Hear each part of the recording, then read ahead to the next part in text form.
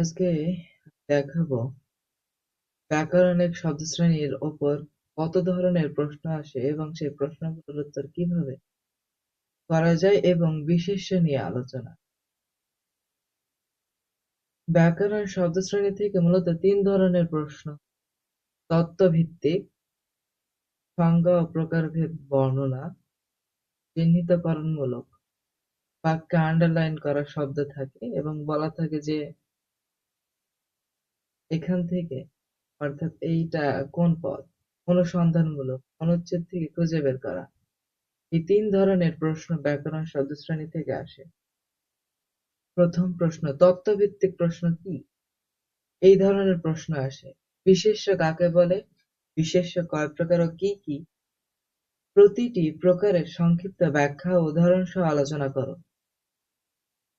এটার উত্তর করার সুন্দর ফরম্যাট এখানে দেয়া আছে। বিশেষ্য পদের সঠিক ও প্রাসঙ্গিক সংজ্ঞা লিখতে হয়। বিশেষ্যের সকল প্রকারভেদ ধারাবাহিকভাবে লিখতে হয়। প্রতিটি প্রকারের জন্য অন্তত ২ থেকে ৩টি উদাহরণ দিতে হয়। হাতের লেখায় স্পষ্ট এবং কাটাকাটি মুক্ত হওয়া জরুরি। তথ্যভিত্তিক প্রশ্নের উত্তর যেভাবে করতে হয়: প্রথমে এই অংশটুকু লিখতে হয়। বিশেষ্য কি? যে সকল শব্দ দিয়ে কোনো ব্যক্তি, বস্তু, স্থান, গুণ বা অবস্থার নাম বোঝায় তাকেই বিশেষ্য বলে। তারপরের প্রশ্নটি ছিল বিশেষ্য কত প্রকার ও কি কি? প্রধানত ৫ প্রকার: নামবাচক, জাতিবাচক, সমষ্টিবাচক, বস্তুবাচক, ভাববাচক। এবং উদাহরণ, প্রত্যেকগুলোর জন্য উদাহরণ দিতে হবে। উদাহরণ দেওয়ার জন্য সহজ টেকনিক আছে। নির্দিষ্ট নাম: রহিম, করিম, নজরুল, ঢাকা ইত্যাদি এইগুলো। এবং এই প্রকারের নাম হলো নামবাচক। সাধারণ সাধারণ নাম বা কমন জিনিস লক্ষ্য করা যায়। যেমন রহিম, রহিম কিন্তু একজন মানুষ। তেমনি ভাবে নজরুলও মানুষ। রহিম এবং নজরুলের মধ্যে কমন বিষয় হলো উভয়ই কি মানুষ। এই যে এখানে মানুষ আছে, তারপরে নদী, নালা, পর্বত ইত্যাদি এগুলো জাতিবাচক। একত্রিত দল বা সমষ্টিবাচক, যেগুলো একত্রিত দল বা সমষ্টিবাচক, দল, সভা, জনতা এগুলোকে সমষ্টিবাচক বলে। জিনিস বা পদার্থ, অর্থাৎ জিনিস বা পদার্থ, পানি, চিনি, সোনা এগুলো কিন্তু পদার্থ বা বস্তু। আমরা যেগুলো সহজে বাংলাতে বলে থাকি সেই অনুযায়ী এটার নাম দিয়েছি কি বস্তুবাচক। তারপরে অনুভূতি বা কাজ, ভাববাচক। অনুভূতি বা কাজ এরকম হলে শোক, ক্ষমা, দয়া এগুলো কি ভাববাচক। বিশেষ্যের প্রকার: যখন বিশেষ্যের প্রকারগুলো লিখবেন এবং উদাহরণ সহ এইভাবে সুন্দর করে লিখবেন।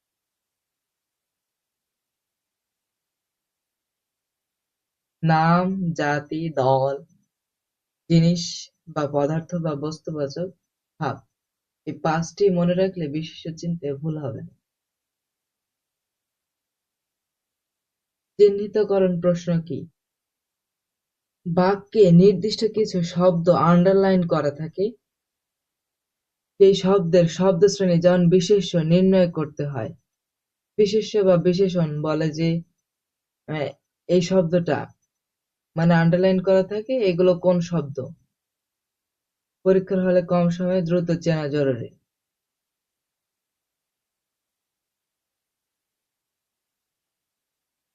৫ সেকেন্ডে সিদ্ধান্ত নেয়ার নির্দিষ্ট, অর্থাৎ নামবাচক। নামবাচক নির্দিষ্ট হলে কি নামবাচক হবে। সাধারণ, জাতিবাচক, দল হলে সেটা সমষ্টিবাচক হয়ে যায়। পদার্থ সেটা হচ্ছে বস্তুবাচক, কলম এই ধরনের জিনিসগুলো। অনুভূতি, আবেগ, ভালোবাসা এগুলো হচ্ছে ভাববাচক। তো এখানে যেভাবে প্রশ্ন আসে: রহিম বই পড়ে এবং তার দয়া আছে। রহিম বই পড়ে এবং তার দয়া আছে। রহিম নির্দিষ্ট নাম। যদিও আমি কয়েকটা উদাহরণ দিয়েছি এখানে একসাথে আপনাদের বোঝানোর ক্ষেত্রে, তবে পরীক্ষায় আসার ক্ষেত্রে যে কোনো একটা ওয়ার্ডের নিচে আন্ডারলাইন করা থাকবে এবং বলা হবে যে এটা কোন পদ।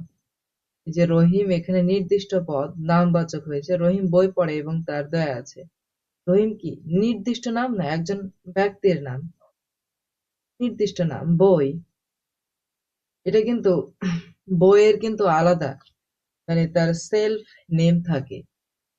যেমন বিভিন্ন লেখকের বই থাকে। The principles of the principles of হচ্ছে যে আহ যেন বইটার নাম, যাই হোক। তাছাড়া এমনি এমনি যদি আমাদের পাঠ্য বইয়ের কথাই কল্পনা করি তাহলে বাংলা ইংরেজি, তো এটা কি এইভাবে না বলে একেবারে সামগ্রিক ভাবে সমস্ত বইকে বোঝাতে এখানে বই, তাই এটা কি জাতিবাচক হয়েছে। তার দয়া আছে, দয়া কি এখানে অনুভূতি গুণ বোঝাচ্ছে না, সে অনুযায়ী ভাববাচক। অনুসন্ধান প্রশ্ন কি, একটি ছোট্ট অনুচ্ছেদ দেওয়া থাকে, সেখান থেকে বিশেষ্য খুঁজে বের করতে হয়। সাধারণত 5টি বিশেষ্য পদ লিখতে হয়। অনুসন্ধানমূলক প্রশ্নের সমাধানের ধাপ। প্রথমত কি, বাক্য পড়ো, পুরো অনুচ্ছেদটি অন্তত 2 বার মনোযোগ দিয়ে পড়ো। 2, নাম খোঁজো, যে সকল শব্দ নাম বোঝাচ্ছে তাদের নিচে দাগ দাও। অর্থাৎ আমি যেহেতু আপনাদেরকে বিশেষ্য শেখাচ্ছি, সেই অনুযায়ী এখানে এটা তৈরি করেছি। নাম খোঁজো বলতে এখানে যে কোনো পদ হতে পারে। 5টি লেখো, সবচেয়ে নিশ্চিত 5টি পদ খাতায় লেখো। অর্থাৎ আপনি যেটা নিশ্চিত, এখানে অনেকগুলোই থাকে, আপনার যেগুলো নিশ্চিত মনে হয় সেগুলো আপনি খাতায় লিখবেন। উদাহরণ সহ দেয়া আছে, রহিম প্রতিদিন স্কুলে যায়, সে বই পড়ে, তার মনে আশা আছে। রহিম, ধরুন প্রশ্নে বলা হলো শুধু বিশেষ্য পদ, যদিও এখানে বলা থাকে যে এভাবে হাইলাইট করা থাকে আর বলা থাকে কোনটা কোন পদ। যেহেতু আপনাদের কি বিশেষ শেখাচ্ছি, তাই বিশেষের উদাহরণগুলো দিয়েই দেখাচ্ছি।